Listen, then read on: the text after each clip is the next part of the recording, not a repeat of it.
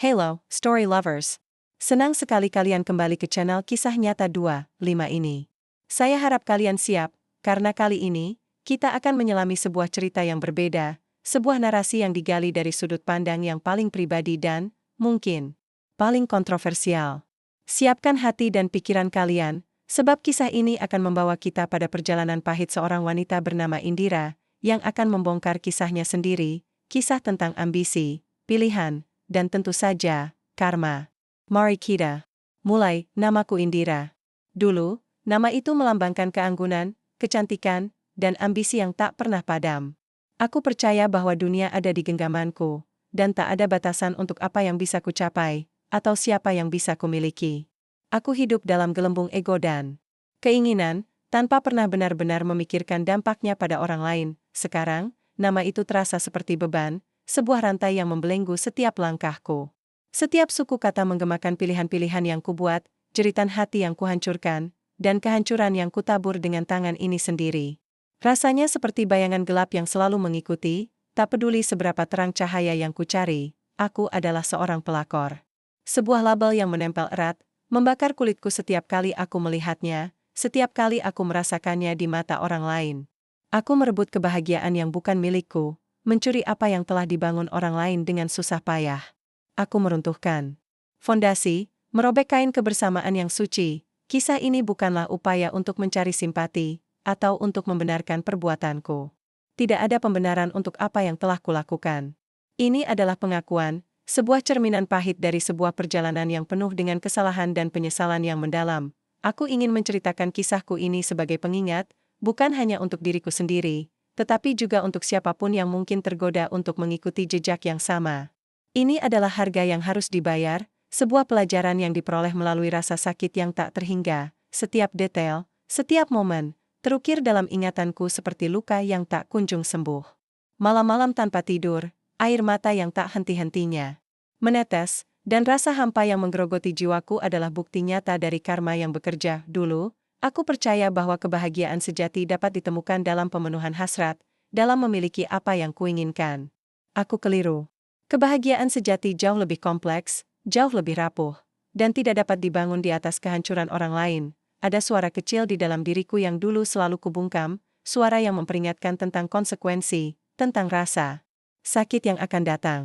Aku mengabaikannya, menenggelamkannya dalam hiruk-pikuk ambisi dan keinginan yang egois. Kini, suara itu adalah satu-satunya yang kudengar dengan jelas, sebuah bisikan konstan tentang apa yang telah hilang, tentang apa yang telah rusak, dan tentang apa yang tidak akan pernah bisa kembali. Ini adalah penyesalan yang tak terlukiskan, dan inilah kisahnya. Kisah tentang kehancuran, tentang karma, dan tentang sebuah perjalanan panjang untuk mencoba menemukan penebusan, bahkan jika itu berarti harus hidup dengan bayang-bayang dosa masa lalu. Semuanya dimulai di sebuah pameran seni yang ramai, tempat aroma cat minyak dan kopi berbaur di udara, menciptakan suasana yang kucintai. Aku adalah seorang kurator muda, ambisius, dan haus akan pengakuan di dunia seni yang kompetitif. Aku memimpikan namaku disebut-sebut, karyaku dikagumi, dan kehadiranku diperhitungkan. Di antara kerumunan itu, mataku terpaku padanya, Arman. Dia adalah seorang seniman terkenal, namanya sudah tak asing lagi di telingaku, dan karyanya selalu memancarkan kesedihan yang indah, sebuah melankoli yang membuatku penasaran. Ada sesuatu yang menarik diriku padanya, sebuah aura misterius yang tak bisa kutolak, seperti magnet yang kuat. Aku tahu dia sudah menikah. Fakta itu bukan rahasia umum. Bahkan istrinya, Maya, sering terlihat menemaninya di acara-acara seperti ini, senyumnya ramah, matanya memancarkan ketulusan. Mereka tampak seperti pasangan yang sempurna, saling melengkapi, saling mendukung. Namun, itu tidak menghentikanku, tidak sedikit pun, dia memujiku. Bukan hanya karyaku, tetapi juga caraku berpikir, caraku melihat dunia. Tatapannya padaku berbeda, membuatku merasa istimewa, seolah aku satu-satunya yang mengerti kedalaman jiwanya yang kompleks. Pujiannya seperti madu, manis dan memabukkan, meninabobokan suara hati kecilku yang mulai berbisik. Kami mulai bertemu diam-diam, awalnya hanya diskusi tentang seni di kafe-kafe terpencil, atau di galeriku setelah jam kerja. Percakapan kami berlangsung berjam-jam, membahas filsafat, kehidupan, dan tentu saja, seni. Setiap pertemuan terasa seperti sebuah pelarian dari kenyataan, sebuah dunia rahasia yang hanya milik kami berdua. Perlahan, pertemuan itu berkembang menjadi lebih dari sekadar diskusi profesional. Tatapan yang lebih dalam, sentuhan yang lebih lama, senyum yang mengandung lebih banyak makna. Aku tahu ini salah, suara hati kecilku berteriak lebih keras, mencoba menembus kabut ilusi yang kubangun. Namun, perasaan itu terlalu kuat, terlalu memabukkan untuk diabaikan. Aku merasa hidup, bersemangat, seperti bunga yang akhirnya mekar setelah sekian lama layu. Dunia di sekitarku terasa lebih berwarna, musiknya lebih merdu, dan udara yang kuhirup terasa lebih segar. Aku tidak peduli dengan konsekuensinya, tidak peduli dengan kehancuran yang mungkin kubawa. Aku hanya ingin merasakan kebahagiaan itu, betapapun palsunya, betapapun singkatnya, hubungan gelap kami semakin dalam, mengakar seperti tanaman parasit yang merambat tak terkendali. Setiap hari, aku semakin tenggelam dalam pusaran emosi yang campur aduk, gairah, rasa bersalah yang sesekali muncul, dan harapan yang membabi buta akan masa depan bersamanya. Arman adalah pusat duniaku, dan aku bersedia melakukan apapun untuk mempertahankannya. Dia berjanji akan meninggalkan Maya. Dia tidak pernah mengerti aku, Indira, bisiknya suatu malam, sambil membelai rambutku. Kamu adalah belahan jiwaku yang sesungguhnya, satu-satunya yang bisa melihat siapa aku sebenarnya. Kata-kata itu, seperti mantra, mengunci hatiku dan menenangkan segala keraguanku. Aku percaya padanya, buta oleh cinta dan ego yang membengkak. Aku membangun istana di atas pasir, di atas janji-janji manis yang diucapkan dalam kegelapan. Setiap kali kami bertemu, dunia terasa berhenti, seolah waktu tak berlaku lagi. Aku merasa seperti ratu, wanita yang paling dicintai, yang paling diidamkan. Aku tahu aku telah menghancurkan sebuah rumah tangga, bahwa ada seorang wanita lain yang akan terluka parah oleh perbuatanku. Namun, aku menekan rasa bersalah itu dalam-dalam, menguburnya di bawah lapisan-lapisan pembenaran. Maya tidak pantas untuknya, bisik hatiku, berulang kali, mencoba meyakinkan diriku sendiri bahwa ini adalah keadilan. Bukan kejahatan. Aku bahkan mulai mencari-cari kekurangan Maya, membandingkan diriku dengannya, dan selalu menemukan cara untuk merasa lebih unggul. Itu adalah mekanisme pertahanan diri yang keji, sebuah cara untuk membenarkan tindakan tak bermoral yang telah kulakukan. Aku ingin percaya bahwa aku lebih baik, lebih pantas. Akhirnya, berita itu datang. Arman menceraikan Maya. Hari itu, aku merasa seperti memenangkan lotre terbesar dalam hidupku. Aku pikir ini adalah akhir dari semua penderitaan, dari semua kerahasiaan, awal dari kebahagiaan abadi bersamanya yang telah lama kudambakan. Kami menikah dalam sebuah upacara kecil, jauh dari sorotan dan gosip. Aku tersenyum pada dunia, merasa yakin bahwa aku telah mendapatkan apa yang kuinginkan, bahwa aku telah mencapai puncak kebahagiaanku. Ilusi itu begitu nyata, begitu indah, sehingga aku tidak melihat retakan tipis yang sudah mulai muncul. Kebahagiaan itu, sungguh, hanya ilusi yang rapuh, seperti cermin indah yang perlahan mulai retak. Setelah menikah, Arman berubah. Transformasinya tidak drastis, tetapi cukup untuk membuatku merasa gelisah, seolah ada sesuatu yang hilang dari dirinya, dari hubungan kami. Dia tidak lagi romantis, tidak lagi penuh perhatian seperti dulu. Sentuhan-sentuhannya terasa hambar. Kata-kata manisnya jarang terdengar. Dia menjadi pendiam, sering melamun, tatapannya jauh dan kosong, seolah pikirannya melayang entah kemana, jauh dariku. Aku sering menangkapnya menatapku dengan tatapan aneh, tatapan yang membuatku merinding. Terkadang, seolah dia melihat bayangan orang lain di wajahku, bukan diriku yang sebenarnya. Perasaan tidak nyaman itu tumbuh, menggerogoti sedikit demi sedikit keyakinanku. Rasa bersalah mulai menggerogoti diriku. Tidak lagi bisa kubungkam, ia muncul di saat-saat paling tak terduga, seperti hantu. Aku mulai melihat bayangan Maya di setiap sudut rumah, di setiap benda yang mungkin pernah disentuhnya, di setiap sudut kenangan yang mungkin pernah mereka ukir bersama. Mimpi buruk menghantuiku. Setiap malam, aku melihat Maya menangis, menatapku dengan mata penuh kecewa, penuh rasa sakit yang tak terlukiskan. Aku terbangun dengan napas terengah-engah, keringat dingin membasahi tubuhku, dan jantung berdebar kencang. Siang hari, aku sering merasa diikuti, padahal tidak ada siapa-siapa di sekitarku. Aku menjadi paranoid, curiga pada setiap tatapan, setiap bisikan yang kudengar dari kejauhan. Pikiran-pikiran negatif mulai memenuhi kepalaku, meracuni setiap momen. Aku mencoba berbicara dengan Arman, mencoba menyelami apa yang terjadi padanya. Apa yang terjadi pada kami. Tapi dia hanya menjawab seadanya, dengan nada datar, semakin menjauh. Aku mulai menyadari, dengan rasa sakit yang menusuk, bahwa aku bukan yang terbaik. Aku hanyalah yang baru, pengganti sementara, dan itu adalah harga yang harus kubayar. Arman semakin jarang pulang. Awalnya, dia berdalih sibuk dengan pekerjaannya, proyek-proyek seni yang menuntut waktu dan perhatian penuh. Aku mencoba mempercayainya, mencoba meyakinkan diriku sendiri bahwa ini hanyalah fase, bahwa semua akan kembali seperti semula, tapi kemudian, kebohongan itu mulai terasa terlalu nyata untuk diabaikan. Telepon genggamnya selalu terkunci, seolah menyembunyikan rahasia besar yang tak boleh ku ketahui. Dia sering menghilang tanpa kabar selama berjam-jam, bahkan berhari-hari, membuatku terjaga. Sepanjang malam dalam kekhawatiran dan kecurigaan, aku tidak bisa menahan diri. Rasa penasaran bercampur kecurigaan yang membara mendorongku untuk melacaknya, untuk mengikuti jejaknya. Dengan jantung berdebar tak karuan, aku mengikutinya dalam jarak aman, melewati jalanan kota yang ramai, sampai akhirnya aku melihatnya, dia tidak sendiri. Di sebuah kafe yang remang-remang, di pojok yang tenang, dia bersama seorang wanita muda. Rambutnya panjang terurai, senyumnya ceria, dan tawanya begitu lepas, begitu riang. Dia memegang tangannya, mengelus punggung tangannya dengan lembut, persis seperti yang dulu dia lakukan padaku, di awal hubungan kami. Dunia runtuh seketika. Rasanya seperti ribuan jarum menusuk hatiku secara bersamaan. Aku merasakan sakit yang tak terlukiskan, rasa sakit yang sama persis seperti yang kurasa dulu telah kusebabkan pada Maya, wanita yang telah kukebuti kebahagiaannya. Karma, gumamku, sebuah bisikan pahit yang keluar dari bibirku, air mata mengalir deras, membasahi pipiku, mengaburkan pandanganku. Setiap tetes air mata adalah campuran dari rasa sakit, penyesalan, dan kesadaran yang kejam. Ini adalah karma. Ini adalah balasan atas semua perbuatanku.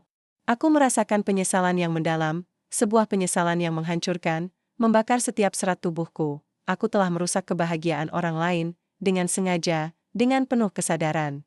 Dan sekarang, kebahagiaanku sendiri dihancurkan oleh orang yang sama, dengan cara yang sama persis. Aku melihat diriku sendiri di mata wanita muda itu, seorang pelakor baru, mengulang lingkaran kehancuran yang telah kumulai. Arman akhirnya pergi. Tidak ada pertengkaran besar, tidak ada adu argumen. Dia hanya meninggalkan catatan singkat di meja dapur, isinya hanya beberapa baris yang terasa begitu dingin, begitu impersonal. Dia mengatakan dia membutuhkan kebebasan, bahwa dia merasa tercekik. Dalam pernikahan ini, kebebasan? Kata itu terdengar seperti ejekan di telingaku, sebuah ironi yang menyakitkan. Bukankah aku yang dulu merebut kebebasan Maya? Dan sekarang, aku ditinggalkan sendirian di rumah besar yang sunyi, dikelilingi oleh lukisan-lukisan Arman yang dulu sangat kupuja. Kini, setiap goresan kuas, setiap warna, terasa seperti cerminan kegagalanku, mencemoohku dari dinding. Aku kehilangan pekerjaanku sebagai kurator. Skandal ini terlalu besar, terlalu mencolok. Aku terlalu malu untuk tampil di depan umum, untuk menghadapi tatapan menghakimi, bisikan-bisikan sinis yang pasti akan kudengar dimanapun aku pergi. Aku mengurung diri, menolak telepon, menghindari setiap kontak, teman-teman menjauh, satu persatu. Awalnya ada beberapa yang mencoba menghubungiku, menawarkan dukungan. Tapi aku menolaknya, terlalu malu untuk menceritakan apa yang kurasakan. Terlalu takut untuk menghadapi penilaian mereka. Akhirnya, mereka menyerah, dan aku pun benar-benar sendiri. Aku menjadi reklusif, hanya ditemani oleh pikiranku sendiri, yang tak henti-hentinya mengulang setiap kesalahan, setiap penyesalan. Aku mulai sering mengunjungi makam ibuku, duduk di sana berjam-jam, berharap bisa menemukan kedamaian, berharap bisa meminta maaf atas semua dosa yang telah kulakukan. Aku tidak bisa tidur tanpa obat. Setiap malam adalah pertarungan melawan kegelapan pikiran, melawan mimpi buruk yang terus-menerus menghantui. Dan setiap pagi, aku terbangun dengan perasaan hampa yang menusuk, sebuah kekosongan yang tak bisa diisi oleh apapun. Aku telah merebut segalanya dari Maya, dan pada akhirnya, aku kehilangan segalanya dari diriku sendiri. Bukan hanya Arman, bukan hanya pekerjaan, tetapi juga harga diriku, ketenanganku, dan sebagian besar dari jiwaku yang dulu, beberapa tahun berlalu, dan aku mencoba membangun kembali hidupku, sepotong demi sepotong, seperti menyatukan kembali pecahan vas yang hancur. Ini adalah proses yang lambat, menyakitkan, dan seringkali membuatku putus asa. Namun, aku tahu aku harus terus maju, demi diriku sendiri, demi penebusan. Aku mengambil pekerjaan kecil, jauh dari dunia seni yang dulu kukagumi. Aku menjadi sukarelawan di panti asuhan, menghabiskan waktuku bersama anak-anak yang polos dan penuh harapan. Aku mencoba mencari penebusan, mencoba membersihkan noda-noda masa laluku dengan perbuatan baik, sekecil apapun itu. Suatu hari, di sebuah pusat perbelanjaan yang ramai, takdir mempertemukan kami kembali. Aku melihat Maya. Dia terlihat lebih bahagia, lebih tenang, aura kedamaian terpancar dari dirinya. Seorang pria di sampingnya, memegang tangannya dengan lembut, dan seorang anak kecil di tangan lainnya, tertawa riang, senyumnya tulus, memancarkan kebahagiaan yang sejati, kedamaian yang mendalam yang dulu pernah kucuri darinya. Aku bersembunyi di balik rak baju, mengamatinya dari kejauhan, jantungku berdebar tak karuan. Aku melihat kebahagiaan yang telah kuduga tidak akan pernah bisa dimilikinya lagi. Aku ingin mendekatinya, berlutut di kakinya, meminta maaf atas semua rasa sakit yang telah kusebabkan. Tapi lidahku keluh, kakiku terpaku. Rasa bersalah dan malu mencekikku, mengikatku di tempat. Dia tidak pantas menerima permintaan maafku yang terlambat. Aku telah menyakitinya terlalu dalam, melihat kebahagiaannya yang baru, meskipun itu menyakitkan untuk kulihat, justru memberiku sedikit kedamaian yang aneh.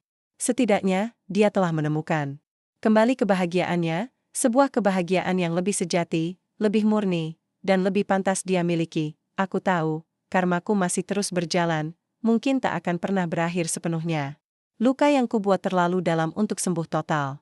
Tapi setidaknya, aku bisa belajar dari kesalahanku, dan mungkin, suatu hari nanti, aku bisa memaafkan diriku sendiri, atau setidaknya, menemukan cara untuk hidup berdampingan dengan penyesalan. Ini, tahun-tahun berlalu, dan aku terus mencoba menjalani hidup dengan penuh kesadaran. Aku tidak lagi mencari kemewahan atau pengakuan. Hidupku kini berpusat pada kesederhanaan dan upaya untuk memberi, bukan lagi menggembel. Aku sering mengunjungi panti asuhan, membantu anak-anak belajar, bermain, dan tertawa. Dalam tawa polos mereka, aku menemukan sedikit cahaya. Aku juga mulai menulis. Bukan tentang seni, tetapi tentang perjalananku, tentang penyesalan, dan tentang karma. Aku menulis untuk diriku sendiri, sebagai terapi, sebagai cara untuk mencurahkan semua beban yang kupikul. Setiap kata yang kutulis adalah pengakuan, sebuah upaya untuk memahami dan menerima masa laluku. Terkadang, aku masih melihat Arman dari kejauhan, di berita atau di media sosial. Dia tampak baik-baik saja, melanjutkan hidupnya seolah tidak pernah ada kehancuran yang ditinggalkannya. Ada sedikit rasa pahit, tetapi sebagian besar, aku merasa hampa. Dia adalah bagian dari masa lalu yang kelam, dan aku tidak lagi ingin terikat padanya. Aku tidak tahu apakah aku akan pernah benar-benar terbebas dari bayang-bayang masa lalu. Rasa bersalah itu, seperti tato permanen, akan selalu ada.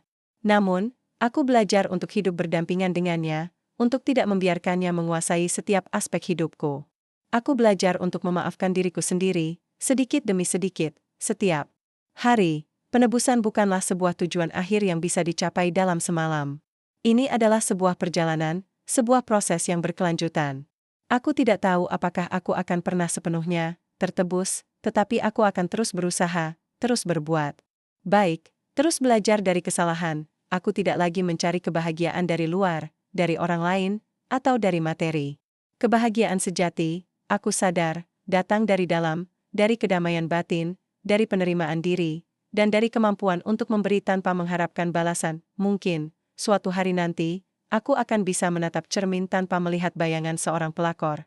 Tetapi melihat seorang wanita yang telah belajar dari kesalahannya, yang telah bangkit dari kehancuran, dan yang telah menemukan kedamaian dalam kesederhanaan. Hidupku sekarang jauh dari gemerlap dan ambisi masa lalu. Aku menjalani hari-hariku dengan sederhana, berusaha menjadi orang yang lebih baik, satu langkah kecil pada satu waktu. Setiap hari adalah perjuangan, sebuah upaya untuk membersihkan diri dari bayang-bayang masa lalu yang kelam. Ada hari-hari di mana rasa penyesalan itu masih terasa menusuk, hari-hari di mana bayangan masa lalu menghantuiku tanpa ampun. Aku teringat setiap detail, setiap air mata Maya, setiap kebohongan yang kuucapkan. Itu adalah pengingat konstan akan dosa-dosaku, tapi aku mencoba menghadapinya, tidak lagi lari. Aku membiarkan rasa sakit itu ada, menerimanya sebagai bagian dari perjalananku. Ini adalah penebusan yang harus kulalui, sebuah harga yang harus kubayar untuk kedamaian yang mungkin tidak akan pernah kudapatkan sepenuhnya. Aku menemukan penghiburan dalam hal-hal kecil, dalam tawa anak-anak di panti asuhan, dalam keindahan matahari terbit, dalam secangkir teh hangat di pagi hari. Hal-hal sederhana yang dulu kuanggap remeh, kini menjadi sumber kekuatan dan rasa syukur. Karma itu nyata. Aku telah mengalaminya, merasakan setiap kepedihan yang kusebabkan pada orang lain, kini berbalik padaku dengan kekuatan yang tak terbayangkan. Itu adalah pelajaran yang keras, tetapi mutlak diperlukan. Cerita ini bukan untuk mencari pembenaran, bukan untuk meringankan beban di pundakku. Ini adalah sebuah pengakuan, sebuah kesaksian. Ini adalah pengingat bahwa setiap perbuatan memiliki konsekuensi, setiap pilihan akan membawa dampak, dan setiap kebahagiaan yang dibangun di atas penderitaan orang lain, tidak akan pernah bertahan selamanya. Aku tidak tahu apa yang akan terjadi di masa depan, atau apakah aku akan benar-benar menemukan kedamaian sejati. Tapi aku akan terus berjalan, terus mencoba, membawa serta pelajaran pahit ini. Apakah menurutmu penyesalan ini adalah akhir dari karmaku, atau hanya permulaan? Baiklah, story lovers, itulah kisah Indira, sebuah cermin pahit tentang pilihan dan konsekuensi yang tak terhindarkan. Kisah ini mungkin meninggalkan kita dengan banyak pertanyaan tentang pengampunan, penebusan, dan arti sesungguhnya dari kebahagiaan. Bagaimana? Menurut kalian? Apakah karma itu memang nyata dan bekerja seadil itu? Atau apakah ada kesempatan kedua bagi seseorang yang telah menorehkan luka begitu dalam? Jangan ragu untuk like video ini jika kalian tersentuh dengan kisahnya, tinggalkan komentar di bawah untuk berbagi pemikiran dan perasaan kalian, dan tentu saja, jangan lupa untuk subscribe agar tidak ketinggalan kisah-kisah menarik lainnya di channel ini. Sampai jumpa di cerita berikutnya.